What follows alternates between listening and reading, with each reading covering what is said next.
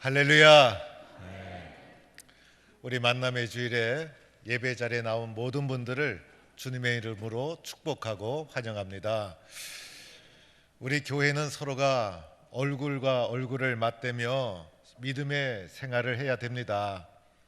교회에서는 서로가 대면해서 만나면서 신앙생활하는 것이 교회인 것이죠. 그래서 오늘 이렇게 만나니까 얼마나 기쁜지. 그래서 오늘 예배 끝나고 나서 집에 빨리 가지 마시고 교회에 오래 머물면서 서로가 칭찬도 하고 격려도 하고 손도 잡아보고 그동안 표현하지 못했던 사랑도 베풀고, 그래서 여러분에게는 기쁨의 우리 추수감사 만남의 주일이 되기를 축원합니다. 제가 섬기던 교회에서 안수 집사님과 권사님이 시내에서 운전을 하다가 교통사고가 났습니다. 그런데 두 분은 같은 교회를 다니면서도 서로 모르는 분이었습니다. 그런데 이때 안수 집사님이 나와서 그 권사님에게 아주 나이스하게 문제를 해결해 드렸어요. 내가 잘못했습니다. 다친 곳은 없습니까? 그래서 친절을 확 베풀면서 아주 기분 좋게 그 교통사고를 수습해 드렸던 것입니다. 그리고 그 이후에 교회에서 그 두 분이 만난 거예요. 그 두 분이 서로 놀란 거예요. 서로 놀라면서 두 분 다 마음속에 그랬다는 거예요. 그때 길거리에서 멱살 잡고 싸웠으면 어떻겠을까 생각만 해도 끔찍하더라는 거예요. 그런데 그 안수 집사님이 그렇게 멋지게 문제를 해결했다는 소문이 권사 세계에 팍 퍼지면서 그 다음 장로 투표 때 몰표를 얻어서 이분이 장로가 되지 않았습니까? 그래서 교회에서는요, 얼굴을 보고 함께 신앙생활 한다는 것이 참으로 소중한 일이다 생각이 됩니다. 오늘 20명 이상 악수하시고 많은 분들 칭찬하시고 격려하시고 기쁨이 충만한 추수감사 만남의 주일을 함께 보낼 수 있기를 바랍니다. 오늘 감사주일을 맞이해서 저는 누가복음 17장 말씀, 오늘 본문 말씀을 잘 살펴보았어요. 오늘 말씀을 묵상하다 보니 오늘 말씀은요, 주제가 두 가지입니다. 하나는 기도고 하나는 감사입니다. 전반부는 기도로 시작하고 후반부는 감사로 오늘 말씀의 메시지가 끝나고 있어요. 그래서 오늘 말씀 본문을 한마디로 말하면 기도로 시작하고 감사로 끝난다. 우리 성도의 삶이 그러해야 되지 않을까? 무엇을 하든지 기도로 시작하고 마지막엔 감사로 잘 마무리하는 것, 기도로 시작하고 감사로 끝을 맺고, 이것이 우리의 삶이 되어야 되지 않을까? 오늘 말씀의 주제가 기도와 감사, 전반부는 기도, 후반부는 감사, 이렇게 말씀의 내용이 담겨져 있는 것을 보게 됩니다. 오늘 말씀은 예수님께서 예루살렘을 향하여 나아가실 때였어요. 사마리아와 갈릴리 경계선을 지날 때 이곳에서는 가난하고 의지할 것 없고 병들고 소외되고 이러한 사람들이 많이 사는 곳이었어요. 그래서 이곳에 문둥병자들이 모여 있기도 한 것이었어요. 한 마을을 지나가시다가 10명의 나병 환자를 만나게 됩니다. 당시의 나병 환자는 불치병이었어요. 인간의 힘과 능력으로 고칠 수 없는 무거운 짐을 지고 절망과 암울한 가운데 살아가던 자들이었죠. 그런데 영적으로 해석하면 우리 또한 그렇지 않습니까? 나의 힘으로 해결할 수 없는 죄라는 불치병과 같은 무거운 짐을 지고 살아가는 사람이 저와 여러분이라는 거예요. 또한 이 세상의 모든 사람, 문제 없는 사람, 상처 없는 사람이 어디 있겠어요? 작고 큰 문제를 짊어지고 살아갑니다. 살아간다는 것 자체가 힘들고 어려운 거예요. 그 중에서도 내가 해결할 수 없는 치명적인 문제를 가지고 짊어지고 살아갈 수도 있잖아요. 오늘 이 10명의 나병 환자는 오늘을 살아가는 우리들의 모습을 보여주고 있기도 한 거예요. 그런데 오늘 말씀 전반부는 기도, 후반부는 감사인데 전반부를 이끌어가는 소중한 말씀이 12절에 나와요. 저는 이 말씀을 주목해 보았어요. 12절에 기도라는 주제를 이끌어가는 중요한 본문, 예수를 만나라는 부분이에요. 12절에 나오죠, 여러분. 예수를 만나면서 기도가 시작되는 거예요. 이 세상에서 누구를 만나느냐 참으로 중요하죠. 그 중에서도 가장 소중한 분, 예수 그리스도, 그분을 만나야 된다는 거예요. 예수님을 만나면서 10명의 나병 환자가 기도한 거예요. 이 사람들이 그전에도 다른 사람 만났잖아요. 그런데 이 사람들의 문제 해결은 예수를 만나면서부터 시작이 된 거예요. 예수님을 만나지 못하면 이 사람들은 문제 속에 신음하며 살아가다가 후회뿐인 인생으로 끝났을 거예요. 그러나 예수님을 우리 인생에 만났다는 것은 인생의 문제의 돌파구가 열리기 시작했다, 인생의 문제가 해결될 수 있다는 것을 말해주고 있는 거예요. 예수님을 만나서 이 10명의 나병 환자가 하기 시작한 것이 무엇이었죠? 멀리 서서 소리를 높였다는 거예요. 멀찍이 섰어요. 그런데 멀리 있음에도 불구하고 얼마나 간절했는지 예수님을 향해 소리를 질렀다는 거예요. 이것을 오늘 우리에게 적용해 보면 예수님을 향하여 통성으로 기도했다고 할 수가 있는 것이죠. 우리가 주여라고 부르듯이 예수님 하면서 멀리 있음에도 불구하고 간절히 절실하게 예수님을 불렀다는 거예요. 기도라는 것 참으로 중요하죠. 기도도 통성으로 할 때 힘이 있어요. 그래서 기도 소리가 통성으로 막 울려 퍼질 때 힘이 있고 능력이 있고 간절함이 표출이 되는 거예요. 간절한 기도를 하는데 이 속으로 사귀다 보면요, 간절함도 식어져 버려요. 초대교회 성도들이 오로지 기도에게 힘쓰더라 라고 했을 때, 그때 본문에는 통성이란 말이 나오지 않지만은 간절히 기도했을 때 이 간절함이 밖으로 터지면서 통성으로 기도한 거예요. 침묵으로 기도했다면 기도하다가 잠들지 않았을까? 통성으로 부르짖고 통성으로 기도하다 보니 성령 임재를 경험하고 능력을 받고 힘을 얻고, 그래서 기도 소리는 소리내어 터져야 되는 것이고 높아져야 능력이 생기게 되는 것이죠. 또한 예수 선생님이여 이렇게 불렀죠. 예수 선생님, 선생님이라는 것은 예수님에 대한 올바른 신앙 고백은 아니죠. 그런데 이 10명의 나병 환자가 나름대로 소문으로 예수님에 대해서 들었어요.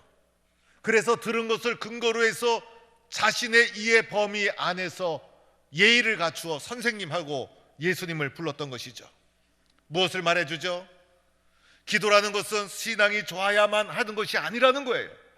신앙이 완벽한 사람만 하는 것이 아니라는 거예요. 예수님에 대해서 나름대로 크기와 관계없이, 믿음과 관계없이 예수를 만난 사람은 누구나 예수님께 부르짖어 기도할 수 있다는 거예요. 예수 선생님이여라고 신앙의 고백이 온전하지 못했어도 결국은 이 기도 들어주셨잖아요.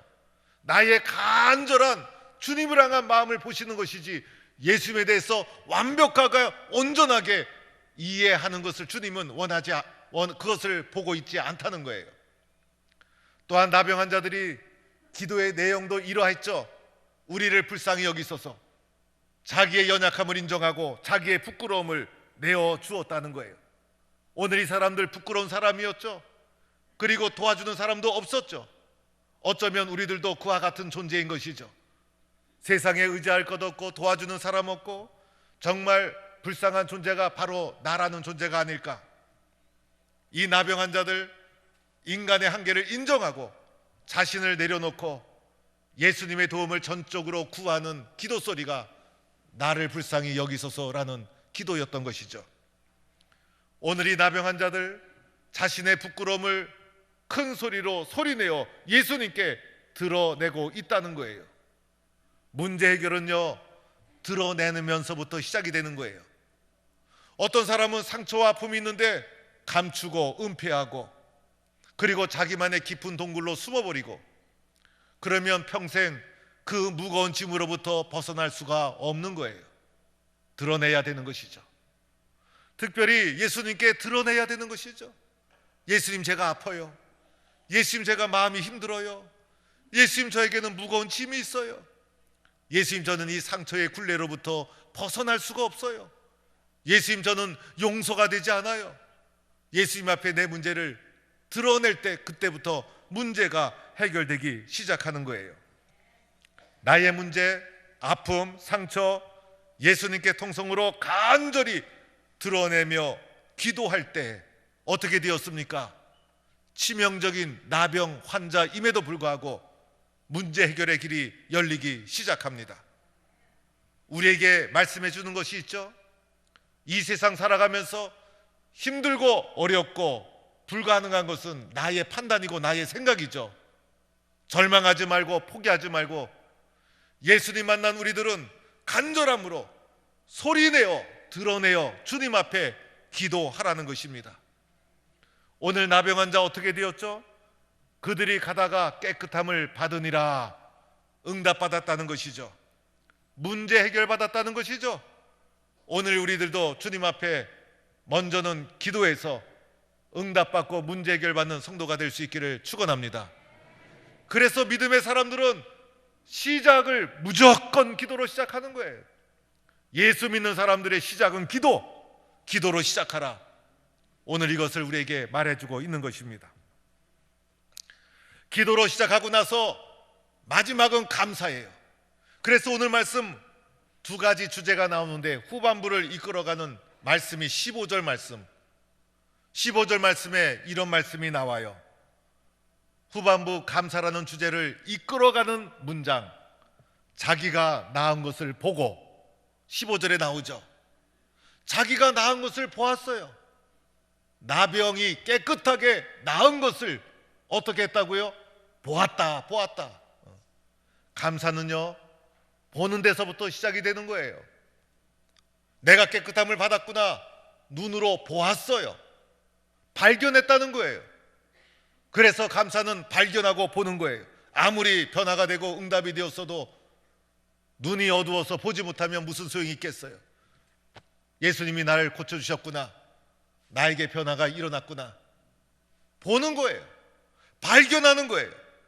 나병이 깨끗하게 치료가 되었구나, 문제가 해결되었구나, 장애물이 사라졌구나, 용기가 솟아났구나. 변화된 것을 보고 발견하는 데서부터 감사가 시작되는 것이죠. 잘 보아야 하는 것이에요.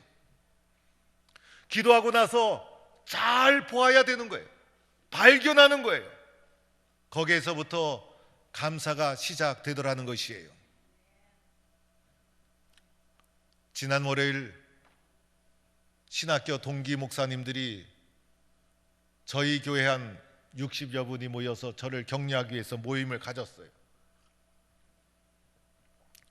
우리 동기 목사님들이 김영걸 목사를 소중하게 생각해서 먼 곳 포항까지 와서 격려해 주니 얼마나 고맙고 감사한 일입니까?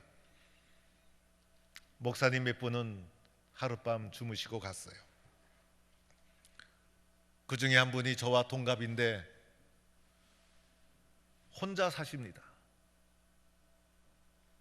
14년 동안 혼자 살았어요.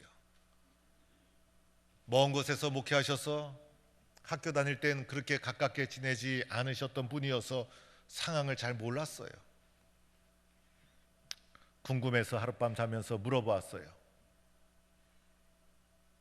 사모님 어떻게 돌아가셨어? 14년 전에 40대 후반이었어요. 암으로 돌아가셨대요. 암치료 65번 받았대요. 암하면 지긋지긋하고 몸서리 쳐진다는 거. 자기 집사람 살고 싶었는데 그렇게 고생하다가 천국 갔다는 거예요. 그리고 14년 동안 혼자 살아요. 사모가 천국 가고 나서 밥을 먹는데 어느 날 비가 쏟아지더래요. 방 안인데 천장에서 물 떨어지나 고개를 들어봤더니 천장에서 물이 떨어지는 것이 아니라 자기 눈에서 눈물이 툭툭 떨어지던데 몰랐대요. 그 말을 듣는데 눈물이 콱 나오고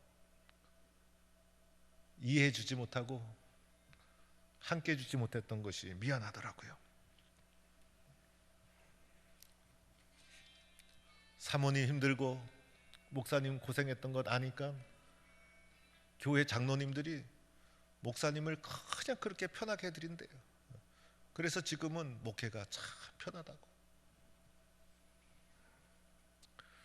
제가 그 말을 들으면서 미안한 마음, 그리고 위로해 주지 못했던 가슴 아픔도 느끼면서 동시에 숨 쉬고 살아가는 것 자체가, 두 발로 걸어 다니는 것 자체가, 그냥 아무 탈 없이 음식 삼키는 것 자체가, 병원 안 가고 살아가는 것 자체가 감사구나. 감사를 감사로 모르고 있었구나. 우리 교회도요, 암으로 고생하는 분들이 있어요. 기회가 있으면 그분들을 위해서 한 번 더 기도해 주시고, 그분들 만나고 위로할 일이 있으면요, 무조건 기도한다, 힘내라, 하나님이 도와주실 거야, 용기 주고 위로하고 격려하는 성도가 될 수 있기를 축원합니다. 오늘 이 나병 환자가 자기가 나은 것을 보고 감사한 것을 발견하고 응답된 것을 발견하고 한 것이 있었죠. 이어지는 말씀 보니까 큰 소리로, 여러분, 맨 처음에 했던 그 기도보다 더 커야 되는 것이 감사예요. 감사. 우리는 기도는 간절한데 뒤에 감사가 작아요. 그런데 보니까 감사하는 부분에서 큰 소리로 기도보다 더 커야 되는 것이 감사예요. 감사. 그래서 크게 감사해라. 그리고 감사의 대상이 있죠. 하나님께 영광을 돌리며 예수님 발 앞에 엎드렸다. 감사의 대상은 내가 아니에요. 내가 잘했구나, 내가 실력이 있었구나, 내가 운이 좋았구나, 그게 아니에요. 감사의 대상은 하나님. 그래서 하나님께 영광을 돌리고 예수님의 발 앞에 엎드리고, 하나님의 은혜입니다. 이게 감사의 대상이고 감사의 목적이에요. 그리고 오늘 마지막 말씀에 이런 말씀도 있죠. 10사람이 다 깨끗함을 받았는데 9은 어디에 갔느냐? 예수님이 이렇게 물으신 이유가 있죠. 감사하라는 거예요. 감사하라는 거. 그것이 주님의 뜻이에요. 그래서 기도로 시작하고 감사로 끝을 맺어라. 이렇게 기도로 시작하고 감사로 끝을 맺은 자에게 주님이 결론적으로 해주신 말씀이 있어요. 오늘 마지막 말씀이죠. 뭐라고 쓰여져 있습니까?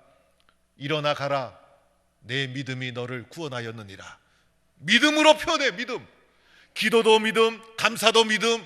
이 모든 행위는 믿음 때문에, 믿음이 있어서 믿음을 통하여 행한 것이다. 그리고 기도로 시작하고 감사로 끝을 맺은 이 사람에게 주님이 하신 말씀, 구원이라는 용어를 사용합니다. 온전한 회복을 이루게 되었다는 것이죠. 이러한 은혜와 축복을 누리는 동부의 모든 성도가 되기를 축원합니다. 기도로 시작하고 무엇을 하든지 감사로 마무리 짓는 거예요. 어릴 적에 초등학교 다닐 때 최고로 기다려지던 날이 소풍 가는 날.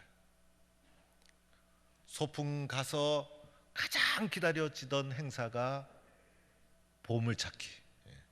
그렇죠, 여러분. 선생님들이 보물 쪽지를 풀 속에 숨기고 돌 밑에 숨기고 나무 껍질 사이에 숨기고, 눈치 빠른 애들은 멀찍이서 선생님이 어디로 가나 이렇게 쳐다보고 있다가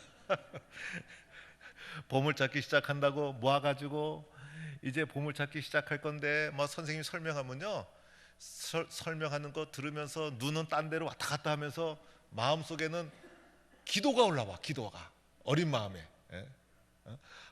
좋은 거 찾았으면 좋겠다, 나도 이번에 찾았으면 좋겠다, 그러면서 막 발을 동동 구를 정도로 간절한 마음이, 어린 마음에 어디서 그런 마음이 올라오는지, 막 보물 찾고 싶어가지고 간절한 마음이 올라오는데, 우리 인생을 보물 찾기에 비유를 하면 기도가 시작되는 거예요. 그때 기도로 시작하는 거예요. 선생님이 시작하면 보물찾기를 막 시작하는데 풀속도 뒤져보고 돌도 열어보고 그 나무 껍질 사이도 막 살펴보고. 그런데 선생님 중에는요 진짜 어렵게 숨기는 선생님이 있어요. 보물찾기는요 쉽게 숨겨야 돼. 그래서 제가 기억나는 것 중에 하나가 어느 날 언젠가는 찾은 사람이 없어. 진짜 선생님 고약해. 왜 그때 이렇게 어렵게 했는지. 보물찾기는 쉬워야 돼. 그래서 조금만 살펴보면 금방 발견하고 그래야 보물찾기에 재미가 있는 거예요. 그리고 보물찾기는요 좀 제발 꽝이 없어야 돼. 찾아가지고 딱 열어봤는데 꽝 써 있으면요 아유 연필 한 달이라도 줘야지. 꽝이 없어야 돼. 그러니까 제발 혹시 그거 하실 기회 있으면 꽝 하지 마시고 어렵게 하지 마시고 쉽게 둘러보면 언제든지 발견하고 찾을 수 있는 것이 보물. 감사가 그와 같은 것이죠. 조금만 찾아보면 쉽게 우리의 삶 속에서 발견할 수 있는 보물 쪽지와도 같은 것이 감사라는 것입니다. 기도로 시작하고 감사로 끝맺는 삶. 오늘도 추수감사 만남의 주일에 한 해 동안 주님의 사랑을 되돌아보며 우리 주변에 주님은 보물 쪽지를 많이 쉽게 찾을 수 있도록 숨겨놓았어요. 하나하나 찾아보는 거예요. 감사한 일이 많이 있어요. 어려움이 있어도 힘든 일이 있어도 감사로 시작하고 기도로 시작하고 감사로 끝을 맺고 그리하여 하나님께 영광을 돌리고 구원의 감격, 회복의 기쁨을 누리며 살아가는 믿음 충만한 성도가 되기를 간절히 축원합니다.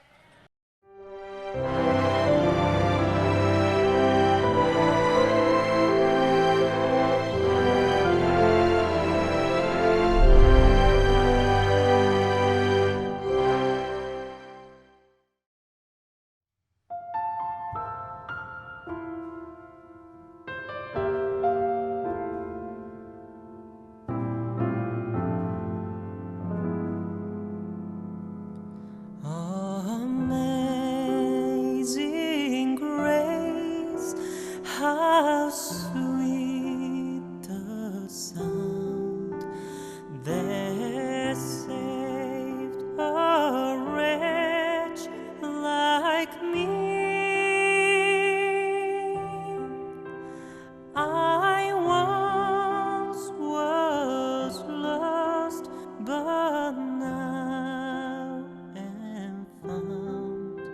Was blind, but now I see.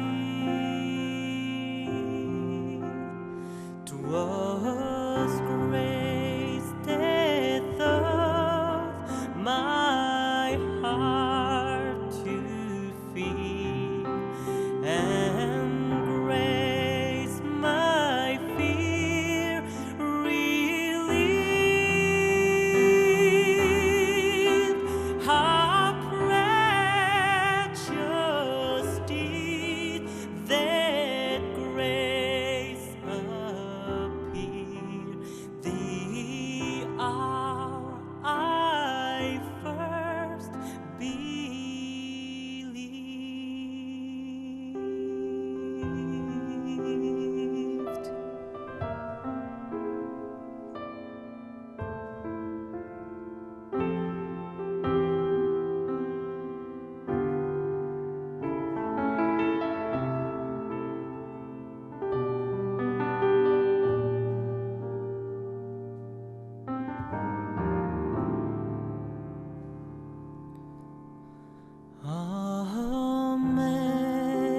Amazing grace, how sweet the sound that